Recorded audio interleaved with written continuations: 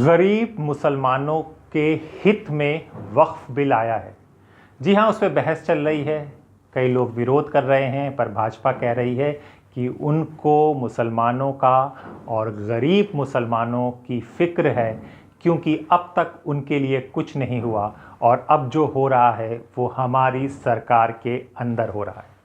ऐसे में कुछ मुसलमान भी हैं जो वक्फ बिल का समर्थन कर रहे हैं। उनका कहना है कि ये बिल मुसलमान, ख़ास करके गरीब मुसलमानों के हक़ के लिए है। ऐसे आपको न्यूज़ एंकर भी मिल जाएंगे, ऐसे आपको नेता भी मिल जाएंगे जो इसका पक्ष कर रहे हैं। भले ही वो बीजेपी से ज़्यादा प्रभावित हैं या बीजेपी की तरफ झुके हुए हैं, लेकिन हैं मुसलमान, और वो बता रहे हैं कि ये वक्फ बिल मुसलमानों के, ख़ास करके गरीब मुसलमानों के हित में है। तो अब हम क्या बात करने जा रहे हैं वो हम आपको बताएंगे। जी हाँ, हम भाजपा का एक ऐसा चेहरा दिखा रहे हैं जिसमें आपको पता चलेगा कि वो कितनी गरीब मुसलमानों के हक की बात करती है, कितना उनके साथ खड़ी होती है। ये आपको समझ में आएगा। ये बात उनको भी समझ में आएगी, उन मुसलमानों को भी समझ में आएगी जो कह रहे हैं कि भाजपा मुसलमानों के हित के लिए काम कर रही है। जी, ये कहानी ज़्यादा दूर की नहीं है, ये कहानी हमारी भी नहीं है, ये कहानी अल जज़ीरा में छपी है। हमने सोचा कि ये हम आपको बता दें, शायद आप लोगों को पता चले कि भाजपा कितना मुसलमानों के हित में काम कर रही है। जी हाँ, ये कहानी की शुरुआत हम ऐसे करते हैं, ज़्यादा दूर मत जाइएगा। ये दिल्ली से 200, सवा 100, 200 मीटर की दूरी पर उत्तराखंड आ जाता है, और उत्तराखंड के ही एक गांव की है जहां तक ये आवाज़ आ रही है। सुनिए, समझिए ज़रा। क्या आपने कभी ऐसे इंसान को देखा है जो अपने वजूद को मिटते हुए देखता है और फिर भी अपने घर, अपने वतन, अपने मोहल्ले को छोड़ने से इनकार करता है? जी हाँ, अल जज़ीरा ने हमको मिलवाया उस आखिरी मुसलमान से। जी सुनिए ज़रा, उस आखिरी मुसलमान से जो उत्तराखंड के एक छोटे से पहाड़ी शहर नंदा नगर में बचा है, अकेला, डरा हुआ, लेकिन डटा हुआ। नाम है अहमद हसन।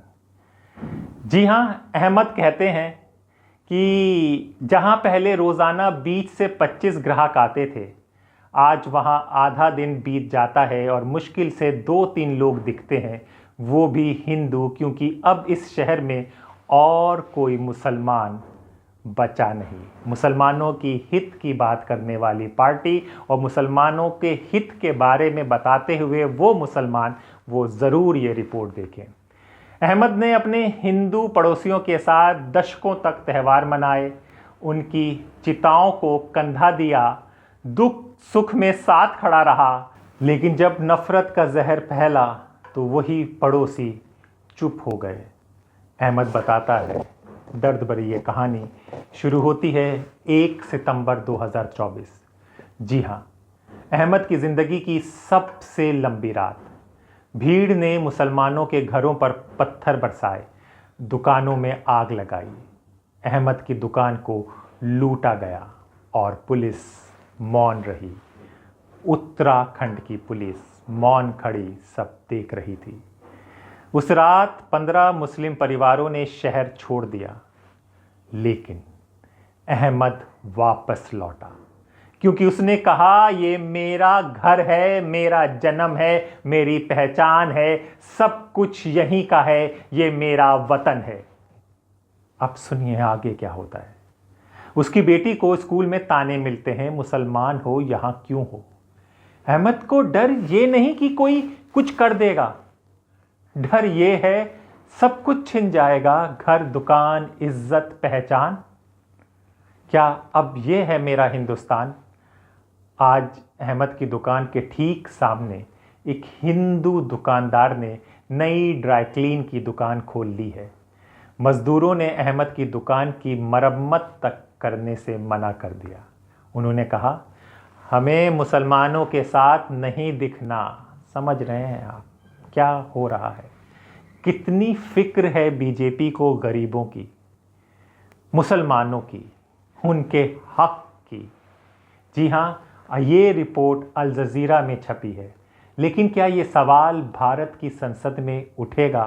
क्योंकि मुसलमान कह रहे हैं उन्हें बिल मत दो, उनको दिल में जगह दो। जी हाँ, कितना सच है सबका साथ, या ये नारा अब सिर्फ चुनावी पोस्टर के लिए है? जब भी कोई मुस्लिम परिवार उजड़ता है, एक मोहल्ला खाली होता है, तो क्या सिर्फ एक दुकान टूटती है या टूटती है भारत की आत्मा? अहमद हसन अकेला है, लेकिन उसकी हिम्मत पूरे देश के लिए एक आईना है जो पूछ रहा है कि क्या ये वही भारत है जहां विविधता में एकता कभी गर्व की बात हुआ करती थी। अहमद की तरह हम सबको भी लौटना होगा, उस इंसानियत की ओर लौटना होगा जहां धर्म नहीं, दिल से रिश्ते तय होते हैं। जी हाँ, ये कहानी हमने सोचा कि द स्वतंत्र में हम बताएं। अल जज़ीरा का धन्यवाद देते हैं कि वो ऐसी जगह गए और उन्होंने रिपोर्टिंग की। हम कम संसाधनों में काम कर रहे हैं, तो हमने सोचा कि ये कहानी आपको पता होनी चाहिए, क्योंकि यहाँ पर हित, मुसलमानों के हित के लिए बिल लाया जाता है और कुछ मुसलमानों से ही मुसलमान उस बिल में मुसलमानों के हितों को बढ़ा चढ़ा के बताए जाते हैं। लेकिन जो लकीर भाजपा ने खींचती है वो बहुत गहरी है। वो हसन अहमद उसका एक उदाहरण है। उत्तराखंड से पलायन हो रहा है मुसलमानों का या हो चुका है, उस पर कहीं कोई ना बात आती है, ना मेन स्ट्रीम पे कोई खबर आती है। और फिर बात जब होती है कि ये बिल मुसलमानों के अधिकार के लिए है, गरीब मुसलमानों के हित के लिए है, तो बात सिर्फ बात और बेईमानी लगती है। जी हाँ, द स्वतंत्र के साथ जुड़े रहिए। जब तक हमारे पास हिम्मत है, हम सच बोलते रहेंगे।